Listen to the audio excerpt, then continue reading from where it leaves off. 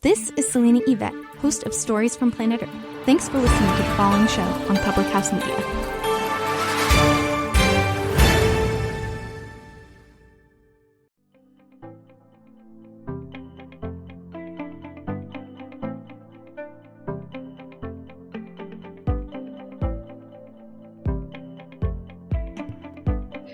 Hello, everybody. Welcome to another episode of No Filter Friday, and I am here with the wonderful Sandy Phillips Kirkham, who wrote a very interesting book, Let Me Prey Upon You. Prey as in like the predator kind, but also prey as in the let me lay hands on you kind, which kind of goes hand in hand, interestingly enough. Thank you for coming on the show. Well, I'm glad to be here. Wonderful. So your book, I love the cover of your book. I think it's really spot on. Granted, I've never experienced it before, but it seems like visually it's spot on to the situation.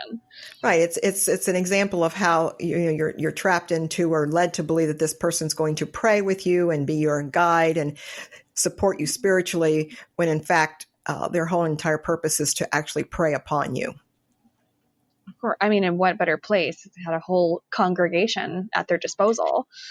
Yes, and churches oftentimes, when people are in need or they're in pain or they need something in their lives, the first place they'll turn to is church. So the church is full of vulnerable people who are emotionally maybe a little unstable, looking for someone to help them. And so it's almost the perfect place for a predator to find someone who is already emotionally weakened and is an easy prey. And they have, especially if you go to like bigger churches or like religions that are hyper organized, they have all that support behind them to be like, oh, no, it wasn't like that. Exactly. And they also, many of these men, sometimes women, but mostly men, are very charismatic. They're very beloved within their faith community. They're trusted.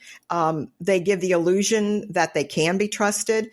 And so it is very difficult for the membership and church leadership to then look at this person when it's discovered that they have done something in a sexual way with one of the members of the congregation or a child in the church. And part of that, I think, has to do with the fact that unlike doctors and psychiatrists, we actually have a more personal relationship with our spiritual leaders.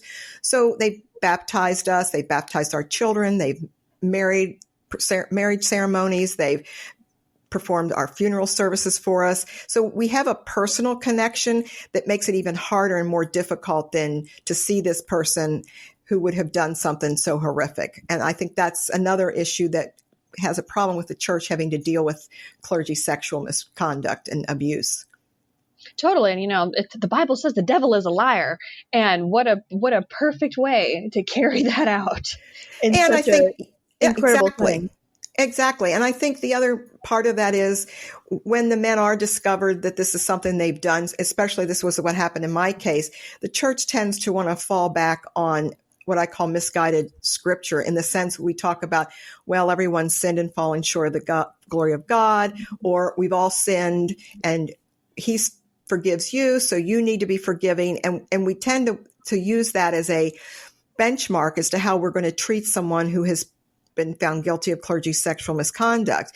And what my point to that would be, yes, there's a moral issue to of clergy sexual abuse, but there's also a professional side, so that it's also a professional violation. It's just not a moral violation. So you can forgive this person, and the church can certainly help him and guide him back to a spiritual life, so to speak. But the purpose of trying to redeem someone should be to redeem them back to Christ, not back to their job. Professionally, they've lost that privilege. So, that church of idea, we need to forgive this person. You certainly can forgive them, but that doesn't mean that you return them back to their position. And that's what happened in my case. I was sexually abused as a 16-year-old by my youth pastor. I was not his first victim. My elders were aware of a situation in his prior church before coming to our church, and they kept that information quiet. They didn't let the congregation know that he'd had a prior incident. Within 6 months, he was kissing me in my hallway after a youth group meeting when everyone had left. And so that idea that we can return them back to the ministry or turn them back to their position of spiritual authority really needs to stop. again, it's not necessarily about punishment, but it's about the integrity of the church. It's about integrity of the position, and it's about safety. These men, most of the time, have a history and are of a repetitive behavior of this kind of conduct. Absolutely. I mean, I've interviewed survivors of sex crimes and gender-based violence around the world, and I have never met one person or spoken to one person in the years that I've been doing this that they had an isolated incident with the perpetrator. It's never an isolated you're correct. Incident. And when I speak and talk to victims, the number of victims that will tell me, oh, this was, he had done this before, or, my church was aware that he had some issues. And I find it almost incredible to understand, or how do these churches reconcile allowing these men to return and take the risk that they're going to do this again? When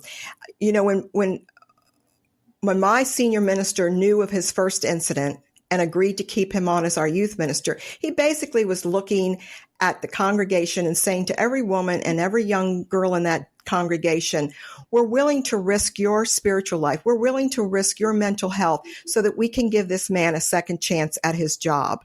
Or a third chance. Or a fifth chance. Yeah, fourth, right.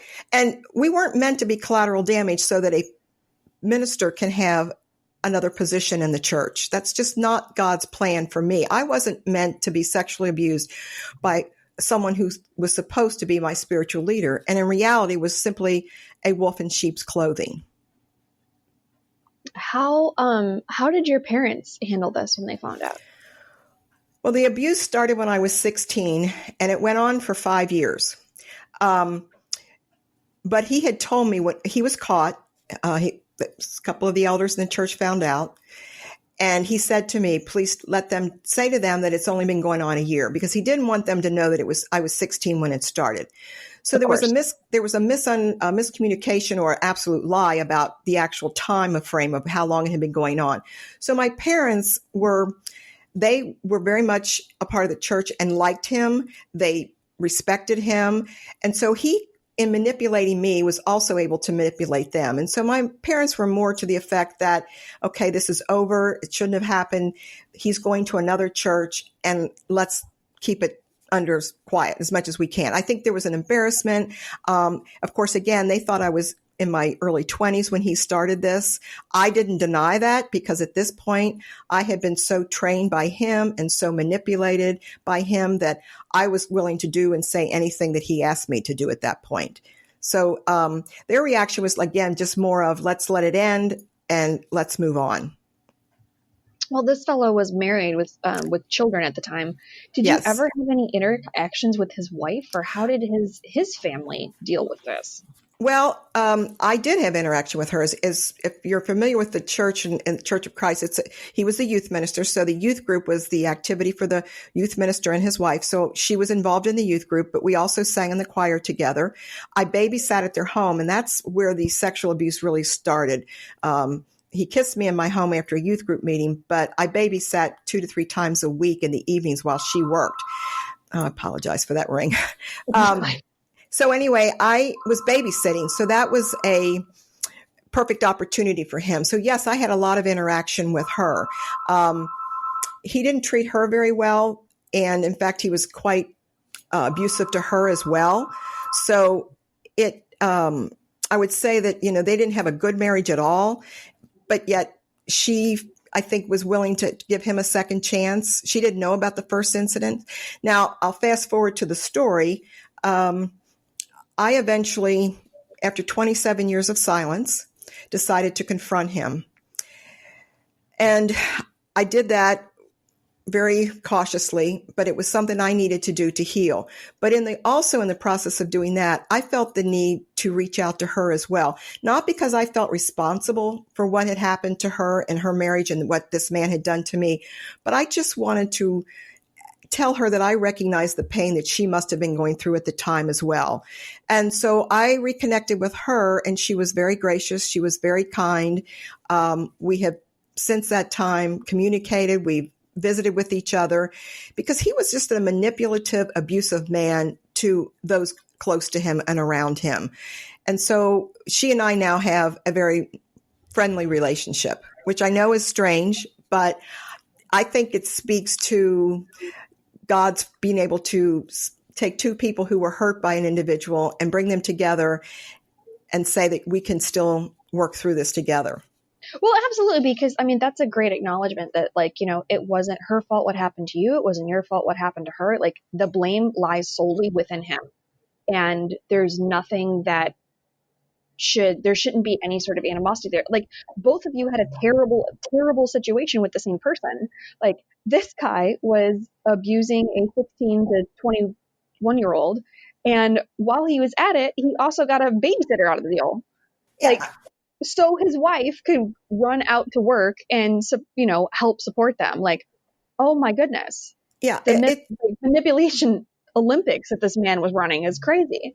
And he was also very manipulative or manipulative with the congregation as well, which they need to do. They need to be able to pull in the other people within the church so that they can, you know, when they're discovered, they then have a fallback to the people that care about them in the church.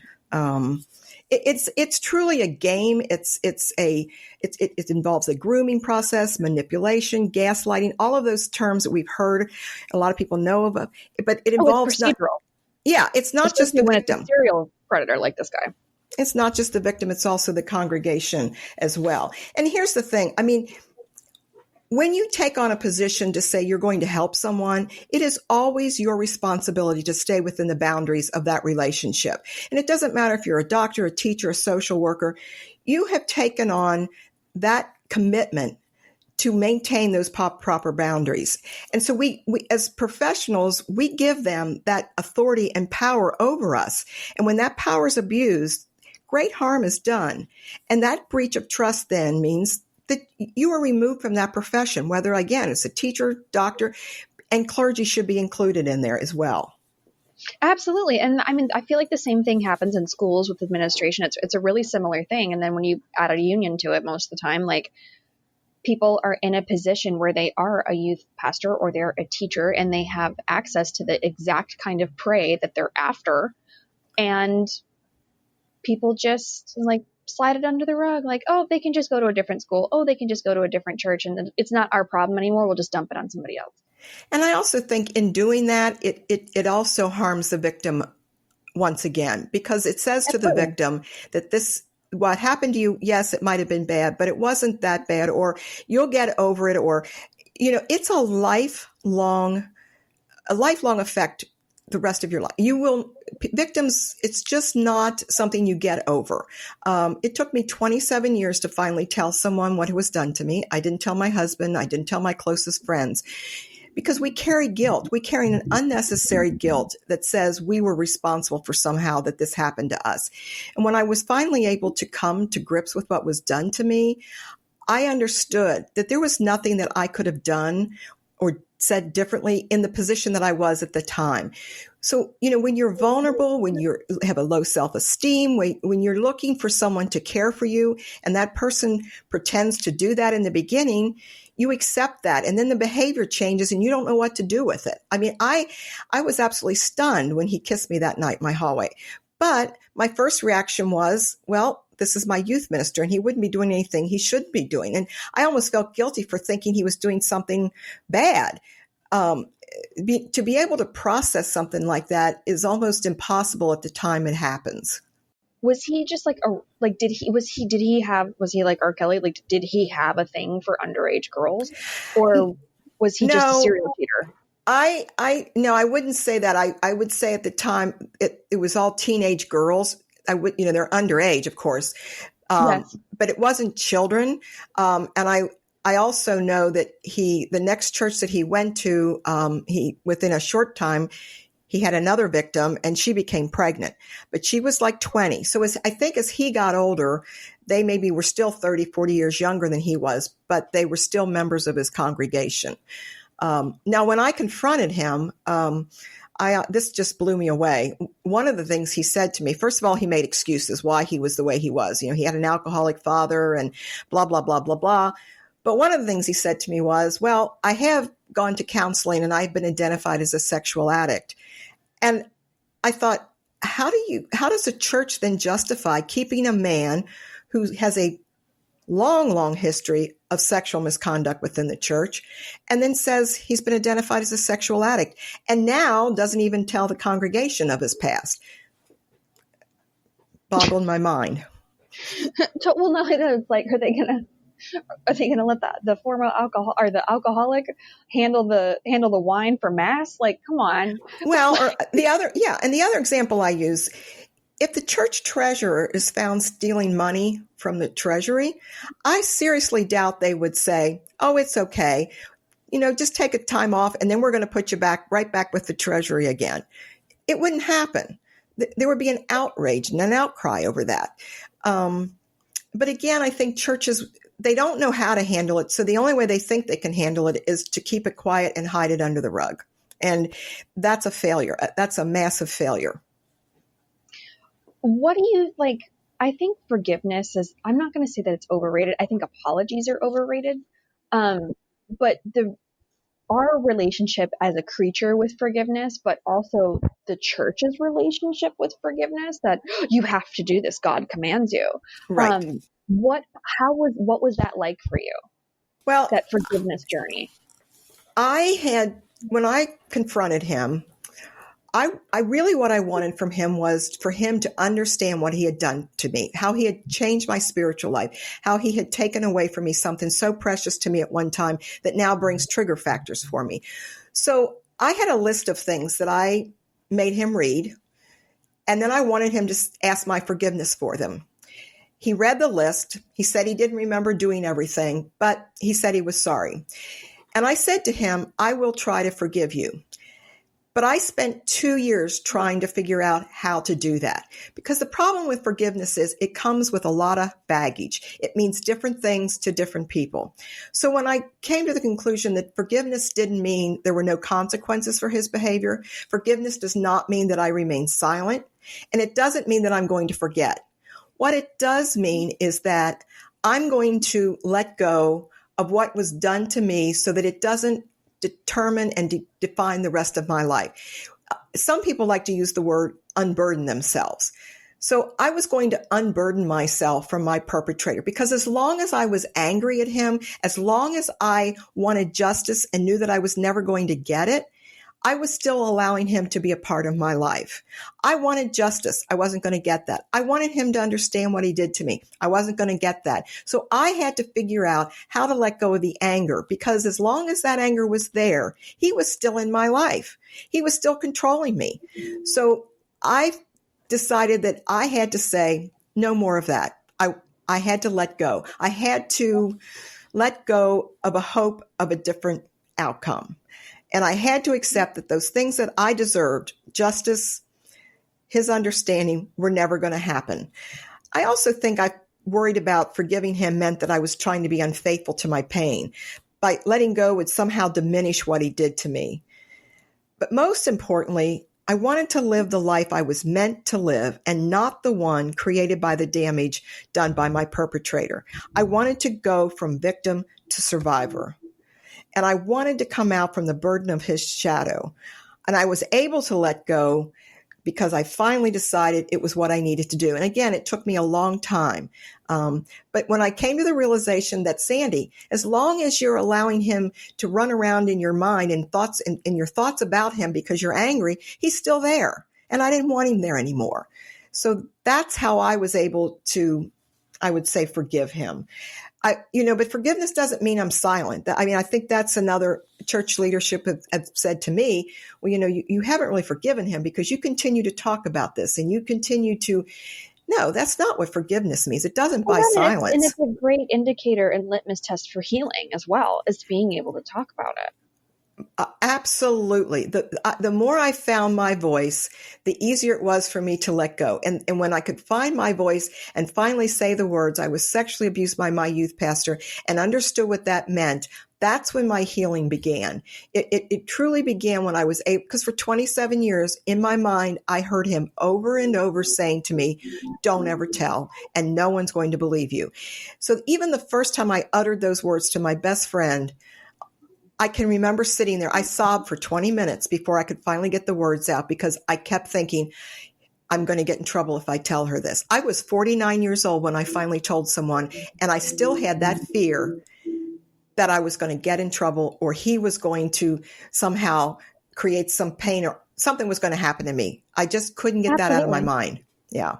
Shame runs deep. It runs very, very deep, and it's not something that you can just come popping out of. Well, and the other thing I think too is that trauma, it interrupts our ability to think clearly. Trauma almost disconnects our logical thinking. And so when you're traumatized, your brain needs to protect itself and it needs to protect the soul. So it figures out a way to work around the trauma. And that is oftentimes misleading information, or your ability to think clearly is simply compromised. And they really hijack our ability to trust our own thoughts. And so that's the other issue that plays into that. One part of your brain says, this is okay, you can tell someone. And the other part is over there saying, no, don't tell anyone. You don't want to tell anyone. And so you have this constant fighting with yourself because, again, the trauma has created this confusion in your way of thinking. Well, yeah, because you're constantly at conflict with reality and conditioning. Exactly. And because my abuse happened over 5 years, it was a steady stream of, in the beginning, I could do no wrong. He put me on a pedestal, but drip by drip and slowly, I became this person who couldn't do anything right. I was stupid. I was fat. And I came to believe all those things. That's who I thought I had become with him. And his point to me always was, no one's going to love you like I can love you. And you're not worthy of anyone else's love because you're no longer a virgin. And all of those things sound probably unbelievable to someone, your listeners. But when that abusive person continually puts that into your mind and you begin to doubt your own judgment, yeah, you begin to believe it. And then you truly are under their control. Oh, absolutely. That's a big, especially when you have access as a predator, you have access to somebody who's been preconditioned with things like, oh, your virginity is, your worth, or, right. All of those connotations that come with sexuality and religion and all that stuff. He had the advantage of pre-programming and then taking those reins and riding off into the sunset with doing whatever he wanted to do. And again, when you come into a relationship vulnerable already or seeking some kind of attention or help or a need, you're already an easy target for these men and that's what they look for. And so that's the other part of it. It's almost so easy for them to manipulate this person who's already feeling inadequate or feeling like they're not worthy of anything. So to have this person who initially comes in to make you feel like you're important, and then slowly through the grooming process and through manipulation and the gaslighting, they take all that away from you. They take it away. I think the other important thing that people need to understand about clergy sexual abuse is how much it truly does affect your spiritual life. For me, I was very active in the church. It was very important to me.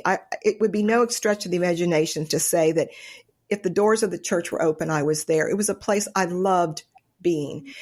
And now church for me is a place of conflict and pain. And it's very difficult for me to be in church. We attend spiritual gatherings and we attend church and for the purposes of connecting with one another in a spiritual way. And we do that by the rituals of communion. We do it by singing of the hymns, by reciting scripture, by reciting prayers. All of those things connect us to one another. But when you've been abused by someone in the church, all of those things now have a reminder of that abuse. All of those things can now be trigger factors, and they don't bring the same kind of comfort that they once did. And so it's very sad to me that something so precious to me at one time is now perverted and tainted for me. I think it's easier a little bit now that I understand what was done to me and I can go to church and those trigger factors aren't as strong, but I really don't have that spiritual connection to the physical parts of church. And that's sad for me. That's very, very sad. And I don't think that people understand how the disconnect that can happen from the church and from God. I mean, many victims will become atheists. Many victims can never return to the church. And I think that's just the opposite of what church should be. We're supposed to be bringing people into the church. Absolutely. And every person that I've ever interviewed that, feels like they got to the other side of their abuse, like, the other side of their journey as a survivor, was that they had a good support system and they had a relationship with God. And I've interviewed people of every religion you can think of, ones they don't even have names for. Mm-hmm. And that was that is the two major factors in healing and, coming to the other side of that trauma, is having those two things. And when you're abused by a member of the clergy and that person has the power away to take away 50% of what will get you through to the other side, right? It's a long, dark road. If you have it. So many people who have, like you said, when they're suffering and when they're in pain and when they need help, turning to their faith is one of the things that gets them through. But where does the person where do we turn when our pain was caused within the church? And it's difficult, to separate when you're being sexually abused by someone who is claiming to be a spokesman for God and someone who represents God and who is your spiritual leader, then to separate that away from God. And where was God in this? And why was God allowing this to happen? Think how difficult it was for me to sit and listen to him on a Sunday morning, give a sermon when he had sex with me the day before. I had to figure out how to rationalize that. Now, in his mind, he was telling me that God had blessed this union, and it was because of me I was able to help him in his ministry, and that in God's eyes we were married. And again, the logical thinking is not there. So it's like, and it was really, as a teenager, it was the only way I could figure out how to justify it, because I knew this had to be wrong. But I had this man who was a spiritual leader telling me, no, this is special. This is different. And so I had to justify it that way. It was the only way I could function and still feel like, okay, this is not what I should be doing, but this is a man telling me it is okay to do this. And like I said, these techniques to use these on an emotionally hurting person work very well. Oh yeah. It's systematic. They've gotten, and they get their practice. They have far too many opportunities to get these types of grooming and manipulation down pat. They're good at it. They're very, very good at it. Lisa Oakley is someone who has written a lot about this topic, and she talks about 4 things. I think these are great that these technique these men use. One, as she said, is the misuse of scripture, which he used on man. Was that, well, he's just like David in the Bible. He's also sinned, but God still uses him in spite of his faults. Talk a lot about scripture, of how God was blessing this union. Secondly, she says they will say that God is complicit, that, as he said, God said we were married in his eyes. Third, she talks about the threats of consequences, because I knew that if I didn't do what he said, he had the power to take away my functioning in the church. He could easily say, I don't want you involved in these activities anymore. So that threat of consequences was very real to me. And the fourth is, a spiritual leader, we just don't question them like we would someone else. They have that cloak around them that tells us we should believe what they tell us and what they're saying. So that when they are caught, that's another reason people seem to think, well, I want to believe that he's sorry. I want to believe that this is the first time it happened. I want to believe him when he says it'll never happen again. And it also makes it, we're just now coming to an era where we can talk about these things somewhat openly. Sure. When you think about it in the lens of the era and, just the limited resources of the time, I think it was a lot easier for people to be like, oh, well, if it was, we're going to forgive him and it's not going to happen again. And it's like, it just takes it's not going to be a problem. Just get through it quickly and pretend like it wasn't a thing. Yeah, absolutely. I think that, and I also think the church is concerned about, how this will look, the reputation, which I've always said it's much worse to try to cover it up and be discovered later than to come up front and to say, this has happened and this is how we're going to deal with it. We're going to remove him. We're going to support the victim. But instead, they try to hide it and pretend that it's something that it's not, or they say, in my case, and in many cases, they move him to the next church. That just doesn't happen in the Catholic Church. My perpetrator was moved to the next church, and then he was moved again. He was removed from ministry for about a year, and he's back in the ministry. He's still a minister. So this really needs to be a zero tolerance for this kind of behavior. We shouldn't allow these men to be in a position of trust. And again, it's not about not forgiving them. They deserve all the love and the grace that God gives to all of us, but they deserve that love and that grace sitting in the third row of the church, not standing in the pulpit. They don't belong in the pulpit. No, they have proven themselves to be unfit for that position. And just like your treasury example, like if you steal from the treasury, then you're unfit to work in treasury. Like that's just. And that's true of any occupation. A stockbroker found guilty of inside trading, he loses his license. I'm a nurse. If I'm caught stealing narcotics, I lose my license. And everyone around me can feel sorry for me. They can try to help me. They can do whatever they want, but I'm not going to be able to ever dispense narcotics again. I've lost that privilege by my own actions. And I think that's where we fail to see with the clergy. We feel sorry for them. And yet it's by their own actions. They made a decision. They made a choice to engage in this kind of behavior and hurt another individual. And it's by their own actions that they lose that privilege of ministry. Ministry is not a right. It's a privilege. And when you demonstrate by your own actions that you're not fit for that privilege, then you find something else to do.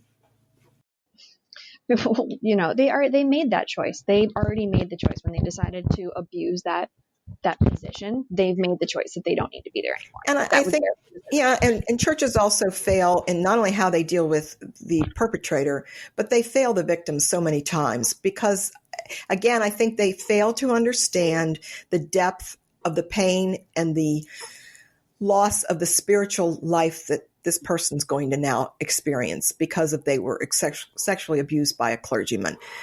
And so I think there's this failure on the part of the church, again, to help the victim. And they feel like the victim didn't lose as much. Well, he's going to lose his position. He may lose his family. What has she lost? She can move on. It's just not that easy. We just don't move on.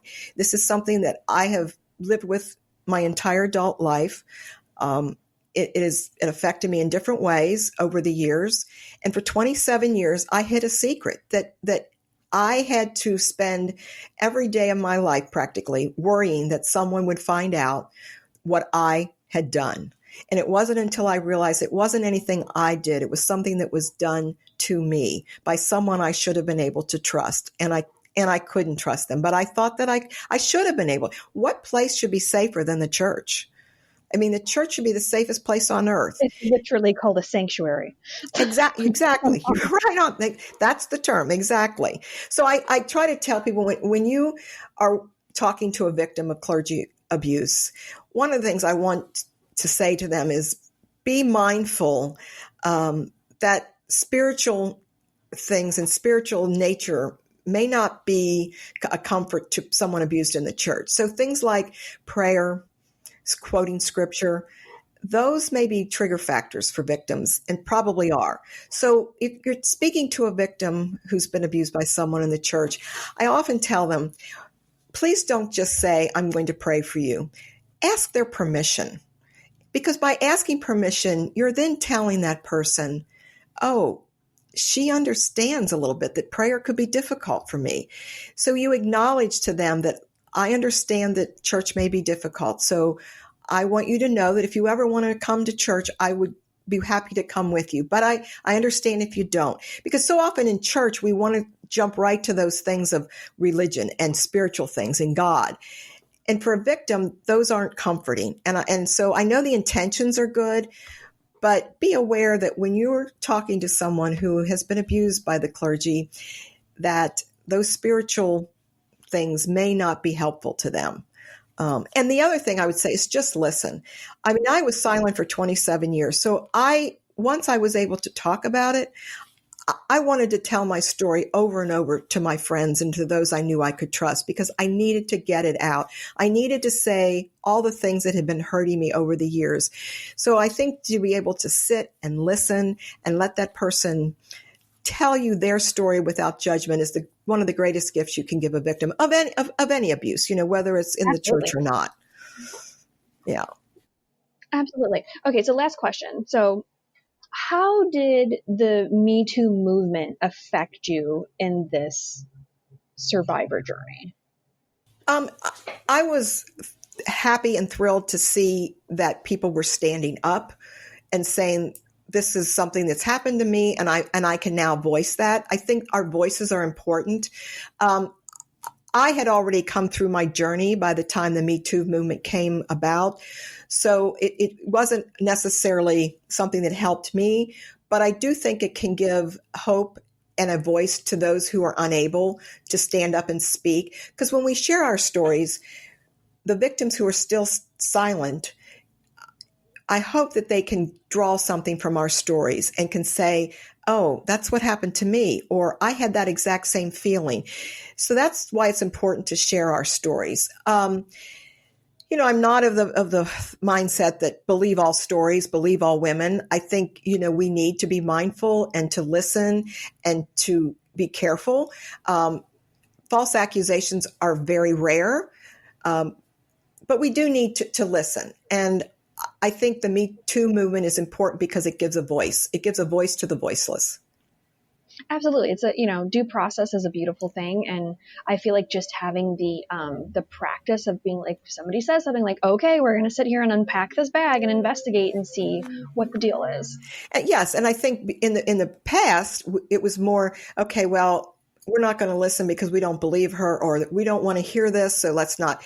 Now I think they have to understand we're not going away, that victims are going to come forward and we're going to speak. I can assure you that my perpetrator after 27 years thought he would never hear from me again. But I found my voice, and it was important for me to be able to confront him because I needed to look at him and I needed to be able to say to him, I know what you did to me and you had no right to do it. And that was empowering to me. It wasn't easy, but I was so thankful I had that opportunity. And I know a lot of victims won't have that chance, but for me, it was a good part of my healing to be able to do that. I mean, whatever, I feel like we shouldn't begrudge survivors of trauma, like whatever it is that they need to do to heal, outside of, getting into like black tar heroin or something. Let them do it. Just we're not in a position to judge how other people go through their process. And every journey is different and every need to heal is different. And so we need to be very much appreciative of that. I totally agree with you because I've had people say to me, well, Sandy, if you feel apart from God, that's not because God moved, you moved. Well, things like that aren't helpful. That's not helpful to me. So again, I think it's just a matter of being able to listen and let that person tell their story. I talk about that in my book of how my support system was there for me and how that was so empowering for me to be able to move on and to heal. I was never dismissed. I was by church members, but not by the people that I cared about. So for me, that was very helpful. I think we need to be listening to these victims because that's part of their healing. Well, where can people find your book? My book is available on my website at www.sandy, S-A-N-D-Y, Phillips, Phillips, Kirkham, I know this is long, Kirkham, KIRKHAM.com. Or the easier way, it's on Amazon as well, both in a Kindle and hardback. And I will say something else about my book. When I wrote the book, of course, it was from the perspective of clergy abuse. But I've had many people tell me now, after reading the book, it was helpful to them in a relationship that they were in that had the same type of techniques being used on them. It was an abusive relationship, and the grooming and the manipulation, the gaslighting. I mean, one woman said to me, that was my ex-husband all over again. She said, I was in tears when I read that chapter. And she said, I gave it to my current husband and said to him, you need to read this because she is exactly explaining what I was living with in my prior marriage. And so I was very heartened by that I think the book is helpful for victims. I think it's a book that can help other people who are in an abusive relationship. And I think it's a great book for church leadership to understand the dynamics of what happens and how they can go through a process and what they need to be doing when they come across this in their church as well. I mean, I think it should be in every church library myself, because I think the resources in the book really are helpful to so many people. That's amazing. And that's why we talk about these things, so it helps other people. That is the whole point.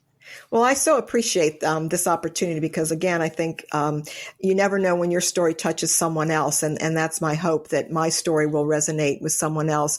Because I will tell you, I've often thought, and it's one of the reasons I wrote the book, if I had only heard someone's story over 40 years ago when this was happening to me, how it may have changed my life if I had known someone else had been going through the same thing. And so I wrote the book in hopes that it touches someone else. Well, I'm sure it has. I'm so happy that we got to have you on the show. Thanks for coming on. Well, thank you for having me. It's been a pleasure. Awesome. All right. That is the conclusion of this episode of No Filter Friday on Public House Media. Please check out other shows on the network, like our new show Catch Up and our old favorites like Choose to Rise. And I will see you all next week for another episode.